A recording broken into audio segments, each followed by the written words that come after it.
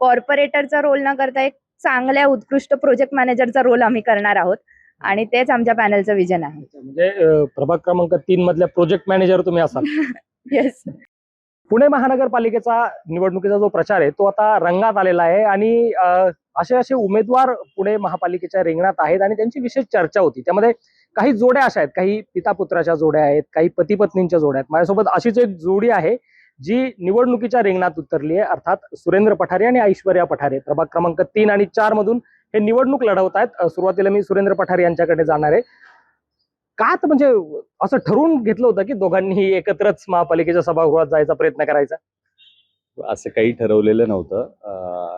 ही घडामोड ticket final होण्याच्या आदल्या रात्रीमध्ये सगळ्या या घडामोडी झाल्या आणि नक्कीच पॅनलचा समतोल कसा होईल, बॅलन्स कसा होईल, या सगळ्या गोष्टी लक्षात ठेवून ही अचानक झालेली सगळी तिकीटं आहे आणि त्याच्यामुळे कुठेही ह्या प्रभागात त्या प्रभागामध्ये तयारी रेस नसताना अचानक झालेल्या या गोष्टी सगळ्या. त्यांना उमेदवारी मिळणं हे तुमच्यासाठी शॉकिंग होतं की आता माझा प्रचार करायचा पण यांचाही प्रचार करायचा? नाही, हे बघा, त्या 3 नंबर प्रभागामध्ये मी गेले अनेक वर्ष फिरतोय. आमच्या कुटुंबाचं तिथे प्रत्येक घराशी संपर्क आहे आणि गेल्या 6 महिन्यापासून मी देखील तो प्रभाग पिंजून काढलेला आहे. जुना कॉर्पोरेशनचा 3 प्रभाग आहे जिथे मी तयारी करत होतो. तिथे माझा 1 to 1 प्रत्येक लोकांशी संपर्क आहे. लोहगावमध्ये नक्कीच वर्षभर गेल्या काम करत असताना अचानक ज्या उमेदवाऱ्या बदलण्यात आल्या त्यावेळेस आदल्या रात्री ठरण्यात आलं की ऐश्वर्या 3 नंबरमधनं लढेल आणि मी 4 मधनं लढेल आणि त्या घडामोडीमुळे पॅनलची ती अशी गरज होती बॅलन्स होण्यासाठी आणि त्याच्यामुळे अशा उमेदवारी झाली. सुरेंद्र पठारे यांच्याबद्दल बऱ्याचशा लोकांना माहिती आहे, ते सीओपीतनं गोल्ड मेडलिस्ट आहेत, वेल एज्युकेटेड आहेत. तुमची ओळख काय, म्हणजे तुमचं शिक्षण कुठं झालेलं आहे, राजकारणात कसं यायचं ठरलं, प्रोफेशन काय होतं?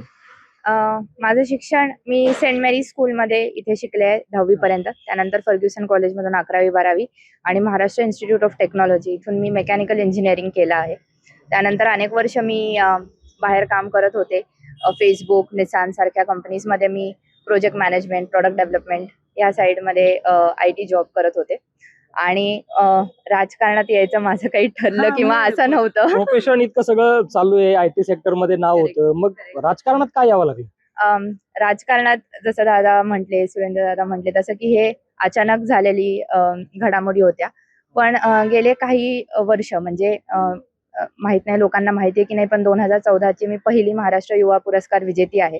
त्यामुळे समाजकारण हे मी आधीपासूनच करत होते. युनेस्को, युनिसेफ, महिला बाल कल्याण ह्याच्यामध्ये माझं प्रचंड काम आहे. मी त्याच्यामध्ये अनेक वर्ष काम करत होते. त्यामुळे सामाजिक काम करण्याची आवड होती. लग्न झाल्यावर मला एक छान कुटुंब मिळालं, ज्यांनी एवढी नाती लोक इथे जोडली होती. त्यामुळे गेले 7 महिने मी प्रभागातही अनेक सोशल ऍक्टिव्हिटीज करत होते आणि त्यामधून मिळालेली ही मे बी ही संधी असेल. तर आतापर्यंत तुम्ही सुरेंद्र पठारे यांच्या पाठीमागे घोषणा देत होत्या किंवा त्यामध्ये त्यांच्या प्रचारात सहभागी होत होत्या. आज तुम्ही लीडला दिसतायत, याच्यात दोन्हीत काय फरक वाटतो? मी बरेच मजेचा भाग आहे की मी सगळ्यांना सांगते. आता मी परत इलेक्शनसाठी लोकांकडे जात आहे, भेटत आहे, स्वतःच्या प्रचारासाठी जात आहे. तेव्हा मी म्हणते की अरे 7-8 दिवसांपूर्वी मी माझ्या मिस्टरांना मत द्या म्हणून मागायला आले होते, आता मी स्वतःसाठी आले आहे. प्रक्रियेत असा काही फार मोठा बदल पडला असं नाही, पण मिस्टर होते तेव्हा मी त्यांची बॅकएंड किंवा अर्धांगिनी म्हणून जात होते. आता मला माझी जबाबदारी डबल झाली असं वाटतं. जसं ते त्यांच्या प्रभाग 4ची काळजी घेणार आहे, तसा आता प्रभाग 3 माझा आहे आणि त्याची काळजी मला घ्यायला लागणार आहे. तर त्या जबाबदारीची जाणीव मला झालेली आहे आणि नक्कीच मला ही संधी मिळाली तर मी ती जबाबदारी पूर्णपणे पार पाडेल. ओके. आता प्रश्न की हे ज्या प्रभागात उभे तो पूर्ण ITचा क्राऊड किंवा IT सेक्टर, IT कंपनी असणारा क्राऊड आहे. तुम्ही ज्या प्रभागात निवडणूक लढवताय तो लोहगाव सारखा परिसर असेल, त्या परिसरात समस्या भरपूर आहेत. आता तुम्ही ज्या सेक्टर मधून आला तिथं जर काही अडचण आली तर त्याला तुमच्याकडे बग सापडला असं म्हणतात. असे किती बग्स तुम्हाला दिसले त्या सगळ्यात? मी कालच म्हणले आमच्या पॅनल सोबत फिरत असताना की मी वॉर्ड क्रमांक 3 डिबग करते. त्यामुळे आमच्या IT मध्ये प्रोसेस असते की तुम्ही कोड लिहिला आणि त्याच्यामध्ये अडचणी आल्या, तिथे कुठे चुकीचं असेल की आम्ही तो डिबग करतो आणि परत लिहितो. तर तसं आम्ही जिथे जिथे फिरत होतो तिथे आम्ही उभं राहत होतो, म्हणत होतो इथे रस्ता नाहीये, तिथल्याच नागरिकांना विचारत होतो. ते म्हणत होते इथे बाबा पॅचवर्क राहिलेलं आहे, इथे रस्ता नाहीये, ड्रेनेज नाहीये, स्ट्रीट लाईट नाहीये. आम्ही त्या प्रभागात जाऊन तिथला मॅनिफेस्टो बनवला की तुमच्यासाठी ह्या 10 गोष्टी गरजेच्या आहेत, हे आम्हाला माहिती आहेत, हे तुमच्या एरियातले बग आहेत आणि आम्ही निवडून आल्यावर तिथे पॅच लावणार आणि आमचा वॉर्ड 3 आम्ही डिबग करणार. त्यामुळे एक कॉर्पोरेटरचा रोल न करता एक चांगल्या उत्कृष्ट प्रोजेक्ट मॅनेजरचा रोल आम्ही करणार आहोत आणि तेच आमच्या पॅनलचं विजन आहे. म्हणजे प्रभाग क्रमांक 3 मधल्या प्रोजेक्ट मॅनेजर तुम्ही असाल. येस. बरं, आता हे झालं राजकारणाचा सगळा विषय, पण ज्यावेळेस प्रचार संपून घरी येतात त्यावेळेस संवाद काय होतो दोघांमध्ये?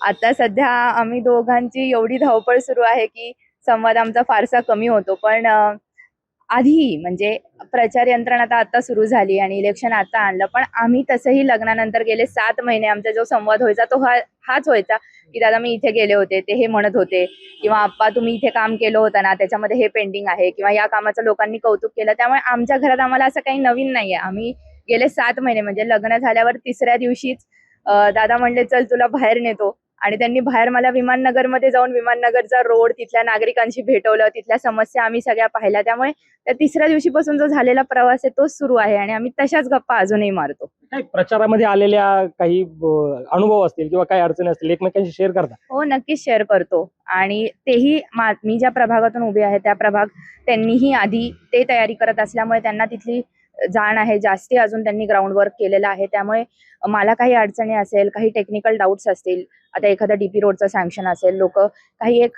हायली टेक्निकल गोष्टी विचारतात, तर एक नवीन उमेदवार म्हणून मी नक्कीच अनुभवी माणूस म्हणून त्यांच्याकडे जाते आणि त्या प्रश्नाचं उत्तर काय असेल दादा ते कसं हे करायचं हा मी त्यांच्याकडून सल्ला घेते. नक्की. आता तुम्ही राजकारणात तर सिनियर आहातच त्यांना, मात्र त्यामुळे तुम्हाला राजकीय प्रश्न विचारणं हा तर भाग बनतोय. वडील राष्ट्रवादीचे आमदार आहेत, तुम्ही भाजपमधून दोघंही उमेदवार आहात. कसं जमतंय, कसं मॅनेज कसं होतं? हे पहा, मी राजकारणामध्ये 5-6 वर्षापासून सक्रिय आहे आणि मी विधानसभेला देखील इच्छुक होतो. उमेदवारी मिळेल अशी आशा होती, परंतु वडिलांना उमेदवारी मिळाली. विधानसभेची तयारी करत असताना 5 वर्षापासून मी स्वतःची मतदारसंघामध्ये या वॉर्डमध्ये स्वतःची एक ओळख निर्माण केली, स्वतःचं असं अस्तित्व निर्माण केलं. मी काम करतो गेले 5-6 वर्षापासून आणि हे काम पाहूनच पक्षाने मला उमेदवारी देण्याचं ठरवलं.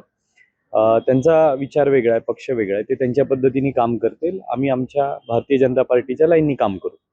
प्रचारात कुठे येतात तुमच्या काही मदत? नाही, ते येऊ शकत नाही प्रचारात, त्यांना त्यांच्या पक्षाचा प्रचार करावा लागेल, आम्ही आमच्या पक्षाचा प्रचार करू.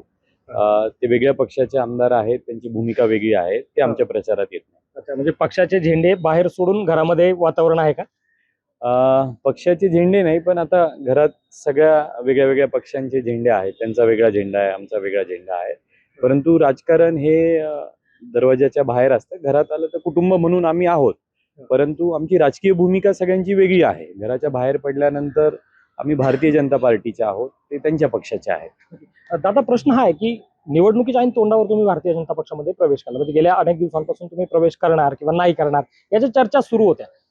जे स्थानिक भाजपचे कार्यकर्ते आहेत, गेल्या अनेक वर्षापासून ते भाजपमध्ये आहेत, त्यांनी तुम्हाला स्वीकारले. भाजपची रचनाच अशी असती की आपण पाहिलं देश प्रथम, नंतर राज्य, शहर, कार्यकर्ता, आपण तर ह्या सगळ्या रचनेमध्ये कार्यकर्ता स्वीकारत नाही असं होत नाही. इतर कुठल्या पक्षांमध्ये कदाचित होतं.